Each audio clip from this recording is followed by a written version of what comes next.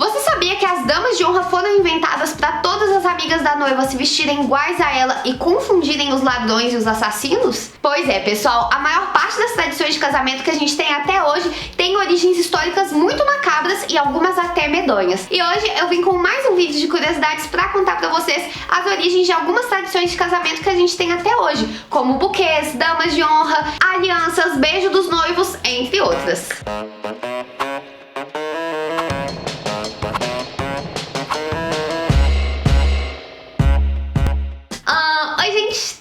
Com vocês, sejam bem-vindos a mais um vídeo de curiosidades aqui no canal. E eu já vou pedir com antecedência que, se você gostar do vídeo, deixe o seu like para valorizar o meu trabalho e se inscreve também para ver mais curiosidades desse tipo.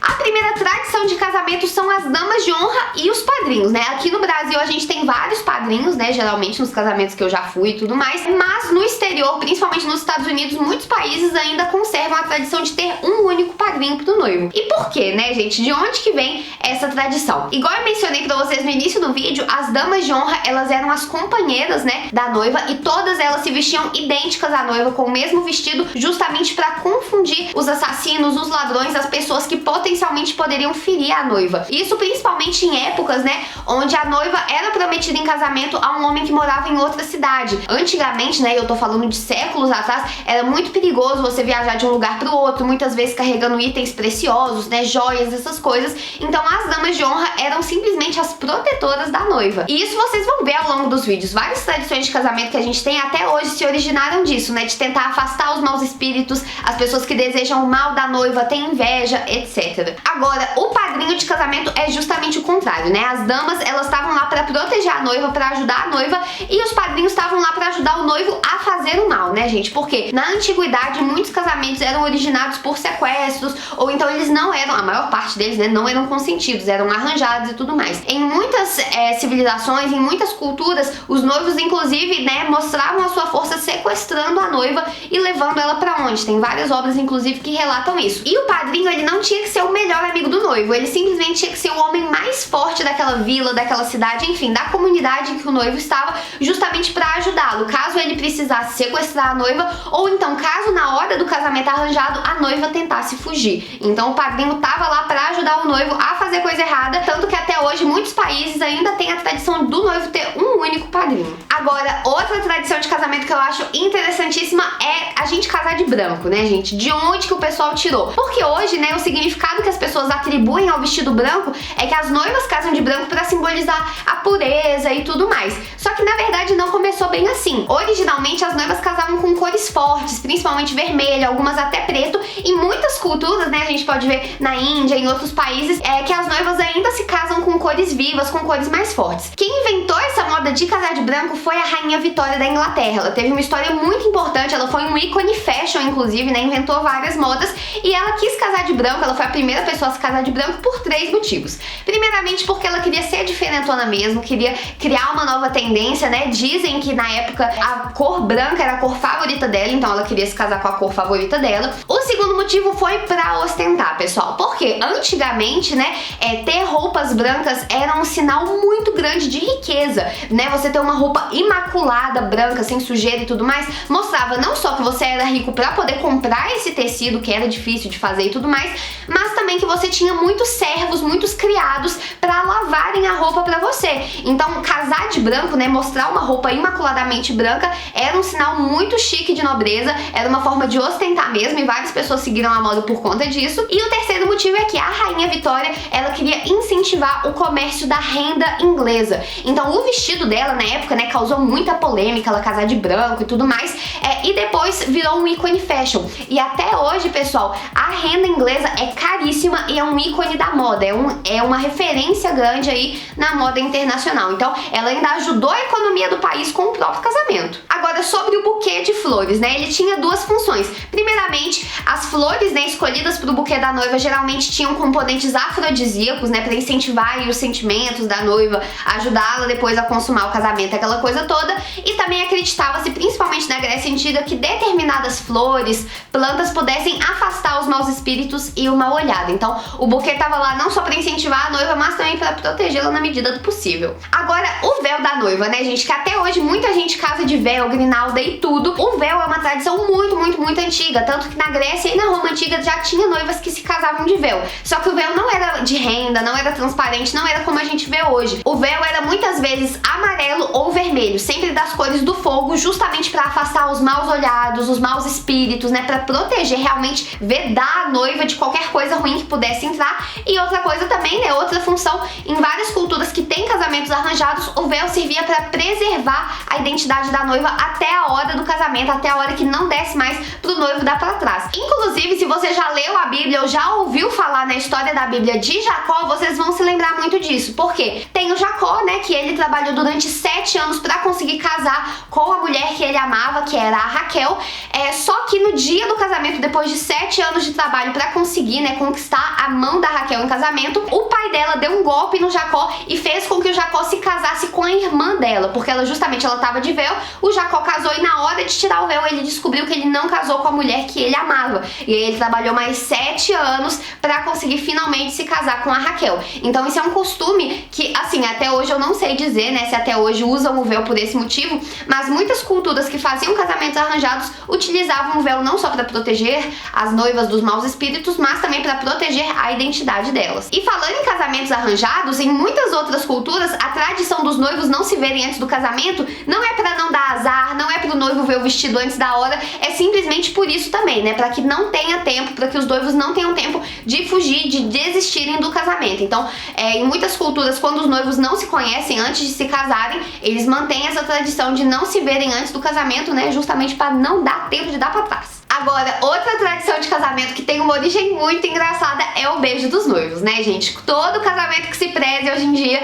quando, né, declara marido e mulher, tem um lindo beijo e tudo mais, né? Um momento icônico de todos os casamentos. Mas, originalmente, pessoal, o beijo dos noivos era quase que um bacanal que rolava dentro da igreja. Por quê? Era uma tradição dos padres darem um beijo no noivo para abençoá-lo. E aí, em seguida, o noivo ia beijar a noiva para passar a bênção. Só que em muitos desses casamentos, né, de séculos atrás, também era costume do padre beijar as madrinhas e o padrinho, né, pra passar a bênção pra geral. Então, assim, gente, momentos, né, beijaço na igreja. Hoje em dia não ia rolar, mas alguns séculos atrás era o costume. Agora, outra tradição de casamento que até hoje, né, todo casamento tem que ter em algum momento é uma lua de mel, né, gente? É os noivos viajarem juntos pela primeira vez, pra curtirem um ao outro, e geralmente eles vão pra lua de mel logo depois do casamento, né, gente? É de praxe, a tradição é que depois do casamento, no dia seguinte, às vezes até no mesmo dia, os noivos já viajam juntos, já vão pra lua de mel. E a lua de mel tem que ser em outro lugar, não pode ser na cidade, não pode ser no local do casamento, tem que viajar pra lua de mel. Pois bem, pessoal, pra começar, esse negócio de chamar lua de mel tem uma certa simbologia, né? Isso porque o mel, ele tinha um significado pra muitas culturas. Na Roma antiga, a família da noiva, os amigos geralmente colocavam gotas de mel na soleira da casa onde o casal ia morar pra desejar coisas boas, pra abençoá-los. Na Grécia antiga também era costume da mãe da noiva, né, no primeiro mês em que os noivos se casavam, todos os dias ela levava de café, né, levava de refeição pros noivos um pouco de mel pra eles comerem, né, pra adoçar o dia deles. E também entre os povos germânicos, os casamentos sempre aconteciam durante a lua nova, né, durante a fase da lua nova, e os noivos sempre levavam mel com água pra beber e brindar diante da lua. Então, o mel tem essa certa simbologia, né, em várias culturas, mas o fato dos noivos viajarem, muitos historiadores acham que é por conta dessa tradição dos sequestros. Porque, igual eu mencionei, infelizmente, né, em muitas culturas os noivos sequestravam mulheres para se casarem, né, às vezes até em lugares onde não tivessem mulheres suficientes, isso era hábito, enfim.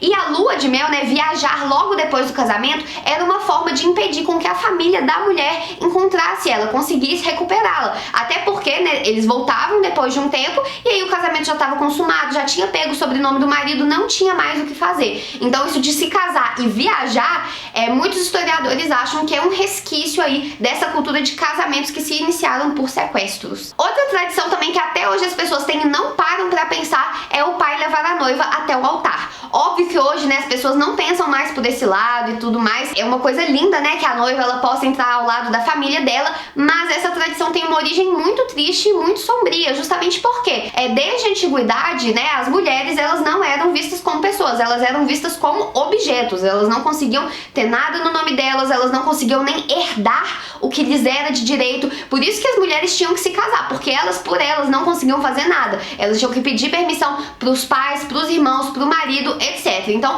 a mulher, ela era considerada uma propriedade. E o fato do pai levar a filha até o altar era justamente passar a propriedade do pai para a filha. Tanto que até hoje, gente, tem muita gente que faz isso. O pai literalmente pega a mão da menina e coloca a mão dela na mão do cara, tá? Literalmente falando, ó, agora ela era minha propriedade, agora ela é sua. Tanto que na antiguidade não, né? Até alguns séculos atrás ainda existia o dote, né? O dote é a quantia que a família da noiva paga para a pessoa que vai casar com ela. O dote era nada menos do que uma indenização pelo prejuízo que a pessoa estava tomando ao se casar, porque todos odiavam mulheres, né, gente? Basicamente, as mulheres eram objetos, elas eram maltratadas, elas eram quase que escravas sexuais, porque elas se casavam simplesmente para carregar os herdeiros dos homens e elas não podiam fazer nada por elas, e os caras ainda pegavam todos os bens delas. Então, essa tradição do homem, do pai, né, entrar com a filha no altar e colocar a mão dela, né, entregá-la para o noivo, é simplesmente ele entregando a posse da mulher para outra pessoa. Então, isso é algo que a gente tem que ressignificar na atualidade, né, gente? E outra tradição que eu acho até fofinha é a questão da aliança. Inicialmente, não eram os dois noivos que usavam as alianças, né? Hoje, tanto o homem quanto a mulher usam um anel, mas antes era a noiva que usava também como uma forma de mostrar a posse e tudo mais, né? Mostrar que ela estava comprometida com alguém. Tanto que muitos países, né, nos Estados Unidos mesmo, quando a mulher está noiva, né, antes de se casar, só ela que usa a aliança de noivado. O homem não usa aliança, só usa aliança depois que já se casou. Então a aliança também era uma forma de mostrar a riqueza, né? Mostrar que, ó, eu vou sustentar bem a sua filha, vou dar pra ela o que ela precisa, tanto que eu tô dando uma joia pra ela. Mas também a aliança tem um significado até fofinho. Por quê? O círculo é uma forma geométrica que não tem nem início nem fim. Então, né, tem essa simbologia de querer que o amor não tem início nem fim, algo eterno e tudo mais. E também a aliança, ela é colocada no dedo anelar porque antigamente acreditava-se que tinha uma veia que vinha desse dedo direto no coração. Hoje, né, a gente sabe que não existe mais, de qualquer forma, é uma coisa muito bonitinha. E por fim, pra finalizar o vídeo, outra tradição que eu acho assim sensacional, que hoje as pessoas, eu não vejo muitas pessoas fazendo isso, mas a gente vê muito nos filmes, né, é o noivo, quando chega em casa, depois do casamento, carregar a noiva pra entrar dentro de casa, ao invés da noiva entrar andando. Isso tem uma origem muito antiga e é muito interessante, gente, sinceramente. Por quê, pessoal? De onde que veio essa tradição, né? Existem várias versões, mas a gente consegue encontrar resquícios disso desde os etruscos, da Roma Antiga, enfim, gente, coisa da antiguidade mesmo. Por quê, pessoal? Na religião antiga dos romanos, né, eles tinham várias divindades que eram os patronos, os lares, os penates, que eram simplesmente as divindades, né, os espíritos que protegiam cada família. Tanto que cada família, né, cada casa tinha um altar pros lares, né? Por isso que lar, em português, né, tem esse significado pra gente. Porque o lar, né, os lares eram os deuses, as divindades que protegiam cada família. E aí o que acontece? Quando uma pessoa se casa, ela vai fazer parte de outra família, né? Por isso que as noivas pegam o sobrenome do marido. Na Roma Antiga isso também já acontecia. Por quê? Porque ela precisava trocar de patrono, né? O patrono, o guardião dela, ia deixar de ser a família que ela tinha se originado para se tornar a nova família que ela estava indo fazer parte. Então, quando o casamento ocorria, quando os noivos iam chegar em casa com uma nova membra da família, a noiva, ela não podia pisar no chão. O noivo carregava ela, colocava ela na cama e aí eles realizavam algum tipo de ritual, seja uma oferenda, uma oração e tudo mais, né? De acordo com cada cultura indo-europeia, isso variava, mas eles realizavam algum tipo de ritualística e depois transavam, né, gente? Consumavam o casamento. E aí, quando tudo isso já tinha acabado, aí sim a noiva já fazia parte da família. E aí, nesse momento, sim, que a noiva poderia pisar no chão, porque a casa também era dela. Porque depois de toda essa ritualística, os lares, os penates, os patronos já estavam aceitando essa nova pessoa na família. Ela já era parte da família, a casa também era dela, então ela também podia pisar no chão. Mas óbvio, né, que em outras culturas isso também tem um significado diferente. Pra muita gente isso é uma forma da noiva não entrar com o pé esquerdo na casa, de não trazer azar, né, dos espíritos, não apavorarem a noiva. E também pra muitas culturas isso era uma forma de mostrar que a noiva não queria sair da casa dos pais, que ela ainda tinha um laço com a família, que ela não estava afim de casar, que ela ainda queria estar na casa da família originalmente dela. Então, de acordo com cada cultura e tudo mais, isso varia, mas eu acho essa questão dos romanos, né, dos lares e dos patronos muito interessantes. Inclusive, pra vocês verem o tanto que isso faz sentido, os romanos, eles davam tanta importância para essas divindades da família, que antes de fazer refeição, eles inclusive tinham que fornecer, alimentar também os lares, os patronos, patronos e tudo mais. Então eles queimavam comida, né? Toda casa tinha que ter um altar dos lares. Eles queimavam comida para esses deuses comerem junto com eles. Tanto que, né, até hoje, quando você tem uma fogueira dentro de casa, ela se chama lareira, né? A queimada dos lares, né? Quando é uma fogueira fora de casa, você pode chamar ela do que você quiser, mas quando é dentro de casa, é uma lareira. Então, assim, eu acho isso super interessante. E também, né, só pra complementar, pra quem gosta de Harry Potter, vai se lembrar, né, de toda essa questão do patrono, porque tem um feitiço do Harry Potter que é o Expecto Patronum, né? Expecto Patronum! Quando eles estão perto dos dementadores, que são aqueles espíritos que sugam a felicidade das pessoas, os bruxos, né, eles conjuram um patrono, que é justamente um protetor, um animal que vai protegê-los daquele mal. Tanto que em latim, expecto patronum significa justamente eu desejo, eu invoco um protetor. Então eu acho isso super legal, né? Mas enfim, gente, viajei na maionese. A gente começou a falar de casamento, terminamos falando de Harry Potter, mas eu viajo muito fazendo esses vídeos de curiosidade. Eu gosto bastante e eu espero que vocês também tenham gostado. Se vocês gostaram do vídeo, por favor, deixem um like, se inscrevam no canal, que isso ajuda muito a valorizar o meu trabalho. Manda esse vídeo pros seus amigos que são casados ou que querem se casar. E também veja esse vídeo antes do seu casamento, tá? Pra você repensar quais tradições dessas que vocês vão levar pra frente. E é isso, pessoal. Muito obrigada pela atenção e eu espero você no próximo vídeo. Um beijo!